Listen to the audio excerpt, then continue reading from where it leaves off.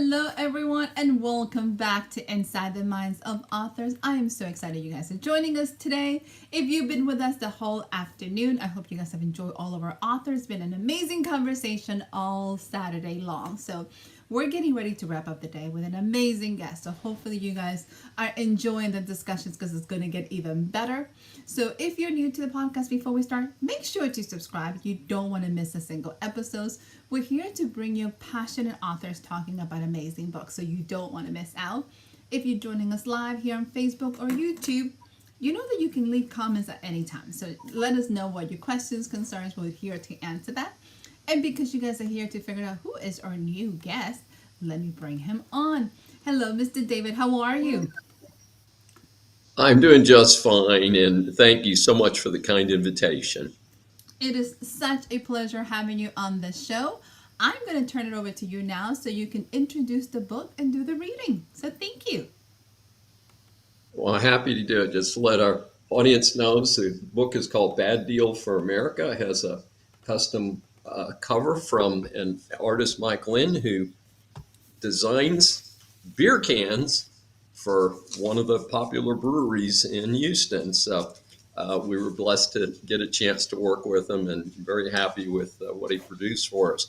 Bad Deal for America is a bipartisan commentary, and you could read that criticism of the American Congress. That's both the House and the Senate.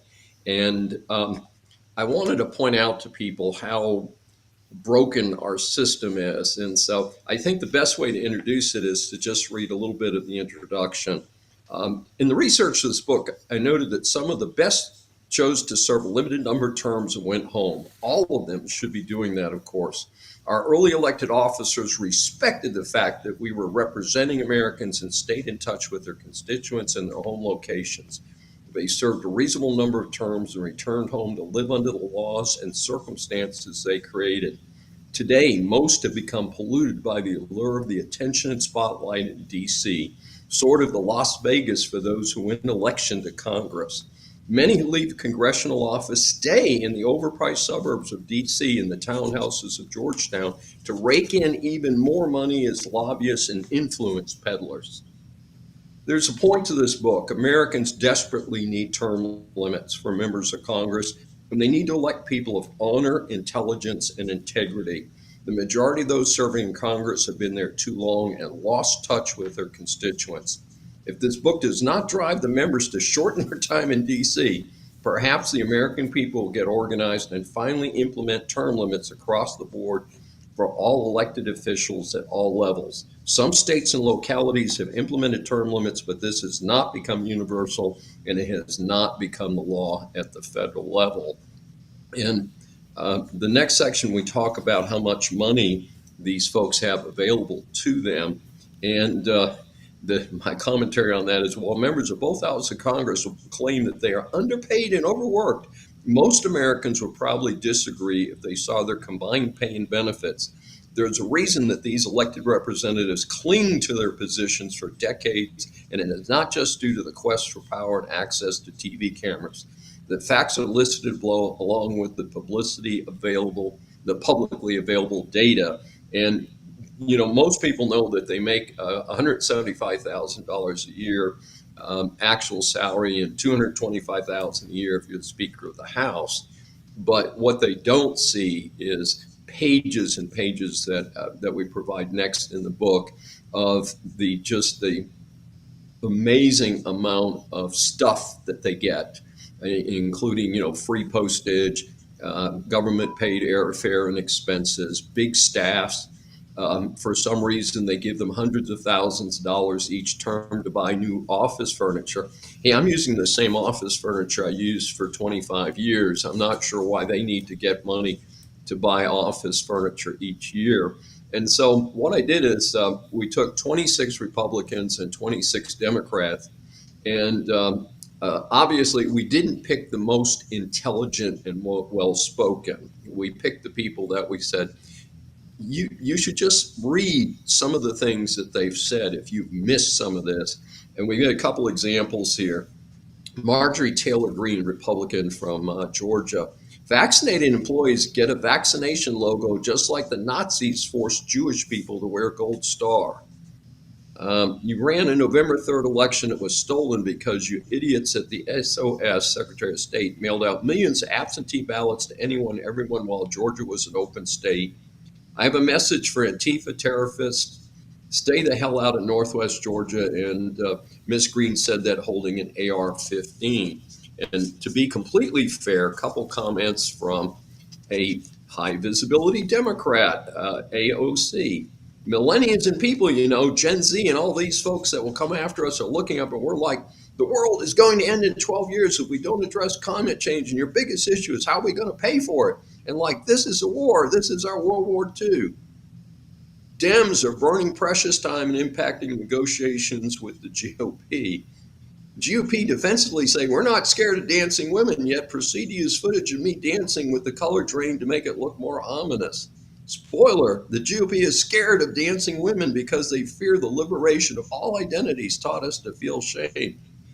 So, and again, we have about 175 pages of quotes from, like I said, 26 Democrats and 26 Republicans. I mean, we had a few independents thrown in there. Dr. David, you have been busy, that's all I can say, putting this book together. So I need to know, and thank you so much for the anecdotes and the reading. So we're going to jump in. I need to know, what made you decide to do this book? Because at the end of the day, yes. I had a unique opportunity in 1999, 2000, 2001. I was friends with a staffer for Congressman Bill Archer. And we were both in Houston. She joined Congressman Archer's staff in Houston. And in 1999, I had a lingering interest in moving to D.C. because I'm kind of a political news junkie. And she got an opportunity to join Congressman Archer. Now, Archer, by the way, was part of the Newt Gingrich contract with America that you may remember. And he became chairman of Ways and Means in January of 1995. I actually attended that ceremony, which was very interesting. Got to see a bunch of lobbyists who paid for this elaborate reception that was held for Congressman Archer. Nothing wrong with that, but I'm just pointing out the kind of things that I got to see. Then going back in 99, I was there about 3 years full time. And I got a chance to do a lot of stuff because Congressman Archer got tickets to a lot of things, including from many lobbyists, but didn't go in person. And he'd be like, well, what staffer would like to go to this and that? So I got to see, popular kind of folk rock singer at a local venue, and he hosted it and, made sure we were all wined and dined. And so I got kind of a close-up look. And, there's a cliche about, boy, if I could be the fly on the wall. And I literally got to be on the fly on the wall because I had no official position, but I could walk into the Rayburn office building, which you cannot do today. This is most of this is before 9/11, by the way, when security was sharply increased. And but I got a chance to see what was happening behind the scenes. And for instance, when Congressman Archer retired at something under 175,000 a year, because this is 20 years ago, he went up the street to a lobbying organization, and my understanding is that his starting salary was $500,000 a year to stay in Washington, not come back to his home district here in Houston. And I don't know that he ever came back to Houston. And this is kind of the point of thing. And I like Congressman Archer. I'm not saying anything bad about him as a person, but my goodness, aren't you there as a representative? We have a representative republic of the people in your district in Houston. And I actually was friends. I helped the person who ran for Congress to replace Congressman Archer when he retired in the year 2000. And a nice guy. And I was actually getting ready to tell him, hey, why don't you term limit yourself, when he actually lost the election. So I didn't have to tell him that.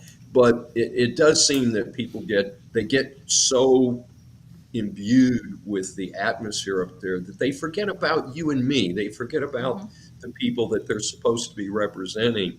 And again, this is nonpartisan comment. I'm talking about a Republican right now. I read pieces from a popular with the media Democrat, popular with the media Republican. And I say that because neither one of them is particularly consequential in terms of uh, American lifestyle, what gets passed, and things like that. They're both kind of regarded. Um, uh, I can't speak for the Democrats, but Marjorie Taylor Greene's regarded as kind of a joke among Republicans because she shoots her mouth off. She doesn't seem to be well spoken or well thought before she speaks. And so it's a bit frustrating for those of us who would like to see a lot less government and a lot more representation and a lot less buying votes and stuff like that. So that's what inspired the book. And my first book was called Decline of America, 100 Years of Leadership Failures, which was published in 2018. And it was a criticism of our United States presidency. So this book is a criticism of the Congress, both houses. And then I have two books outlined. One, a preview, is called Failure, just one word, and it Okay. is a study of the American bureaucracy and the incredible failures. We're still looking to cover some of the things, but Katrina is kind of high on the list for being our number one example of how infrastructure across the United States has failed the American people. And more recently, Hurricane Helene went up the East Coast, and we had over 300 deaths. This is not a third world country. This is supposedly the example of civilization for the rest of the world. And we have a storm. And how many hurricanes? I've lived on the East Coast many years. How many hurricanes have I lived through? We can certainly do better. And then here in Texas, as you know, Houston is my base is about 250 miles from the Texas Hill Country, where this horrible disaster happened on July 4th. And in that situation, as we study it, and you know, the Kerr County commissioners and Governor Abbott have been very defensive. They've been, oh, well, we need to find the survivors. We need to help the community recover. We'll talk about causes later. But I'm the guy behind the scenes. I'm the researcher. I'm the professor. And I'm looking at this and saying, how on earth did this disaster happen? How could we let this happen to the good people who were vacationing there or retired there, and the little girls who were in that Camp Mystic, which was right at kind of ground zero of this thing? And some amazing things have come out. One of them is that a horrible flood like the one that happened on July 4th happened in 1987. Same river happened in Comfort, Texas, which is 18 miles north of of where Camp Mystic is, and it swept a school bus away and killed 10 students.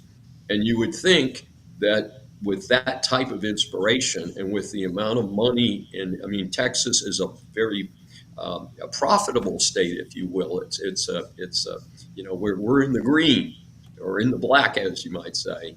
Certainly, we can do better for our people. And to see this horrible disaster, 135 dead. Last I heard, we're still missing 3 humans. This is not excusable for Texas. It's not excusable for the United States. And so, anyway, that's the premise for the book, Failure. And then I am looking at a book that we have not outlined yet to maybe talk about the Supreme Court. And of course, the Supreme Court's been in the news a lot lately. You are a busy man. You also have a lot of inspirational books, which I adore. You also mentioned, you're a lawyer or still a lawyer, you're a professor, you're doing speaking engagement. How do you handle it all? And how do you decide which topics to handle and tackle? Because you can do anything here. It is tough. First of all, I'm a full-time professor at a little Catholic university, University of St. Thomas, which is in Houston, Texas, in contrast to the much larger one in Minneapolis. And I take that very seriously. So I always take care of my students first. In fact, I was talking about the fact that as I was rushing out of town to go on the trip I'm on this weekend, I did a recommendation for a student who needed some help on her financial aid. She was doing an appeal on her financial aid, and I did a letter to support her. And I'm averaging even year round, by the way. A lot of people think of us professors as working 8 months a year, and then we take a month off over Christmas, and we take 3 months off over the summer. And that's really not how it works, I promise you. But in any event, year round, I'm doing about 5 recommendation letters a month, and sometimes as many as 10. And so that's my primary responsibility. I become a very active webcaster. I don't know how you got into the business, but I got into webcasting because to promote my books. And so I started doing some things and it kind of caught on. So I am spending a lot of time each week webcasting. And then I am an attorney, I'm a licensed attorney in Texas and Virginia, and I still have a modest client base. And that's important because a lot of the other stuff doesn't pay for itself. So having a few clients who send us a bit of money here and there kind of helps keep the bills paid. So I'm very careful about that. And but that's kind of how I got into it. And it is hard. I actually have a book ahead of the two I just mentioned that's in process, and it's been on hold for over a year because the webcasting has taken off. But the book that's fully drafted and I mean fully outlined is called A Cheap Education. And All right. it's a fiction based on fact. It's based on my real life, but we fictionalized it to protect the guilty, as we say. And it is about the 4 years that I spent at the University of Pennsylvania in Philadelphia. UPenn, as it is also called, is a member of the Ivy League. It's been in the news a lot. As you know, their president was forced to resign Mm-hmm. after she was interrogated by Congress due to anti-Semitism. That's not the only problem they have. But when I was there, I was a kid I'm the oldest of 7 kids from a military enlisted family, which meant we grew up with very, very tight finances. Not We didn't have food insecurity. I never want to say that because I respect the fact that there are people out there who do not have food. We were kind of the next level up, and it was a challenging experience. But my parents, one had GED, the other had a vocational high school degree. Neither had any knowledge about Congress, about college, but they kept saying to us, "You're going to go to college. You're going to go to college. You need to work like crazy. Do your homework." And so we sat there at the kitchen table after dinner every night and did homework for 3 and 4 hours. And I won a scholarship to UPenn. And I went there because it was an Ivy League college, and it was like, wow, this is it. This is an accomplishment. And I found out that I was not a good fit for that school. But the problem is, once you get there and you have a couple tough semesters, which I did, admittedly, I did not do well academically. Um, I didn't feel comfortable there. It was very hard to get settled in. So I ended up finishing college. First of all, I finished college, but amazing things happened to me. I began the UPenn has its own FM radio station, broadcasts throughout the 3 state area. And I began having a weekly radio show on the arts, which has always been an avocational interest of mine. I have no formal education in the arts, but I'm arts and theater buff. So I did a show Nice. once a week, and I began interviewing people and talking to actors and talking to artists. And the next thing you know, the show caught on, and I got to meet all sorts of interesting people. And about the middle of my sophomore year of college at Penn, WHYY FM, which is still the public radio station in Philadelphia, um, that again covers a little bit broader geographic area. Their program director called me up and said, "Would you be interested in moving your show to our station?"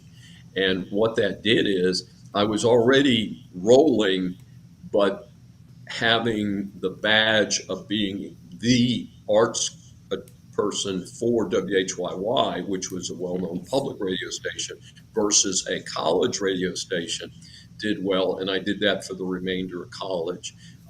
And so I'm working on a book, but the idea, the name of the book is a play on words because I was at, which is still one of the most expensive universities to attend in the Mm-hmm. United States. But I got a much better education on the streets of Philadelphia. And I made wonderful lifetime friends. Unfortunately, many of them, most everybody was older than me because I was 17 when I started college. I was 19 when I went on to public radio. And I was meeting people like a couple of luncheons I remember was I had lunch with the Temptations and the Supremes together. It's amazing. Oh my God. And I got front row seats to go see all sorts of wonderful theater productions.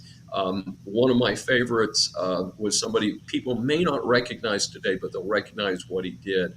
Hal Prince had a special place in his heart for me because I started at the FM radio station at Penn. He had been at Penn, as far as I know, he didn't graduate, but he started that FM radio station, say 15 years or so before I went to Penn. And so I got to interview somebody who was just incredible. I mean, had so many hits on Broadway, Fiddler on the Roof, a chorus line, I mean, just hit after hit. And I got a chance to interview him. He was very kind to make himself available. I talked to him once in Philadelphia, once in New York City, and I got to do just a lot of stuff. Anyway, in the midst of all this, I started an arts management agency and ran my own business out of my apartment while I was in college. You have such a diverse background and so much. And now you're doing political commentating. So I was like, huh, it's all coming full circle. So I love it. You have mentioned a lot of the books you have coming up. You have different projects, different things. I want to know, what advice would you give to an up and coming author who has all this diverse background? What would you tell them? Well, the first thing is it's very important to learn how to write. And speaking as a professor, one of our major concerns today, this is the stuff that keeps us professors up at night, is the failure of our, and again, I don't want to get too political here, the failure of our K through 12 system. We are not working hard enough with our kids, K through 12. We've got to get back to the three R's. And I know we're dealing with AI and we're dealing with, phones that do everything. I've got one nearby me right here. Of course, we're talking on a wonderful computer system that's portable in my hotel room here. And we've got to have people who have good fundamental reading and writing abilities that have been nurtured from an early age. The second part of that is as they advance through high school, they need to learn how to do research. And even for a book that's autobiographical in a sense, A Cheap Education, I had to know how to get records from 50 years ago because I don't have them anymore. So I have to research this book just like if I was writing a book about a new subject. So learning how to do research, learning how to cite authorities, understanding copyright law. There's a lot of pieces to this that are behind the scenes. And then I always encourage people, write about what you know, write about what you're really enthusiastic about. And I think you can tell from talking to me today that I've got lots of enthusiasm. I've got lots of energy behind what I'm talking about. And people pick that up when I go to talks or do webcasts, and it's there. And if you have that blood inside you, and it is, you can write children's books, you can write mysteries, you can write sci-fi. It's the essence behind it. But the books that really do well are people who are just real crafty with what they do. And I think it's such a wonderful skill. And as part of my life, I have actually made money as a writer, as an attorney, because a lot of what attorneys do is we write contracts. We write nasty letters to people to say, hey, you offended our client, you did something wrong for this person, and you need to fix it. Or as simple as, hey, you need to pay your bills. And when I was in my early legal career, I was corporate. I worked for huge corporations.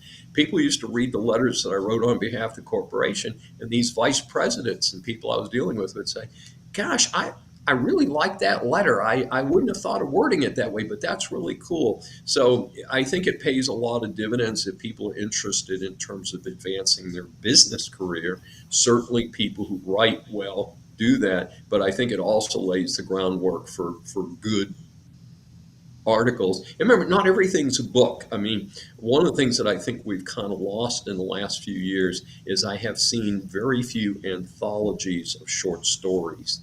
And I'm even thinking of putting together just, a whole lot of my artists and writer friends and say, hey, think about something that's 1,000 words, and let's put together an anthology that will expose people to, if they're not reading whole books, maybe they'll read a short story each night or something like that. So we're, trying to explore and expand, but there's a ton of room out there because the people who love to read continuously, burn through books. I love your passion, and you said it so well. You're passionate about it. You're passionate about everything you do, not just one piece of the pie. So I absolutely love it. Dr. David, tell us, where can our viewers find you, where they can connect with you, where they can find your books, because I know we're getting ready to kind of wrap up. Want to make sure you cover that. Tell us where we can all get to know you a little bit more. Well, my central website is my consulting firm, and it's called ClaremontManagementGroup.com. You can Google my name, and my name is spelled Schein for those listening to on podcasts. And I am active on LinkedIn, Facebook, Instagram, and a few others. Both books that are out are on Amazon. And like I said, I'm pretty visible. I have a Wikipedia page these days, and so I'm out there and visible. I love it. So absolutely, to our listeners, to our viewers, make sure to connect with Dr. David. If you enjoy social commentary, this is the book that's going to keep you turning pages, give you a reflection time. So absolutely. So Dr. David, before you leave us, are you ready for the lightning round? Sure. Super easy. Don't think too hard on these. So let's go. Pancakes or waffles? Both. Nice. Hotel or camping? Hotel for sure. Me too. I hear you. Mysteries or fantasy? Mysteries. Okay. Driving or flying? Flying. Here's a little different. Let's see how you do with this one. One word that best describes you. Thoughtful. Ooh, that's a really good one. Awesome. Okay, Dr. David, it's been such a pleasure chatting with you. Thank you so much for your time. Do you have any closing remarks for us? It's been a blast, and I really enjoyed our brief get together today, and I applaud you for doing such a nice show called Inside the Minds of Authors. Aw, thank you so much. Truly a pleasure. Congratulations on the books. Definitely want to have you back when your next one comes out, because you definitely have amazing stuff going on. So thank you, Dr. David. Truly a pleasure. And to our viewers, Ken. to our viewers, go ahead, check out the website, check out the consulting company. Take a look at these amazing books that are going to keep you turning pages. And thank you so much, my dear friends, for joining us today. We had incredible authors all day long. I'll be back next Saturday, and actually it's going to be the last day of our live broadcasting for our season. You'll be able to catch all the replays of the interviews on your favorite podcasting stations starting in September, so you don't want to miss out. And thank you so much. If you haven't subscribed, go ahead and do so. You don't want to miss out on us. Bye.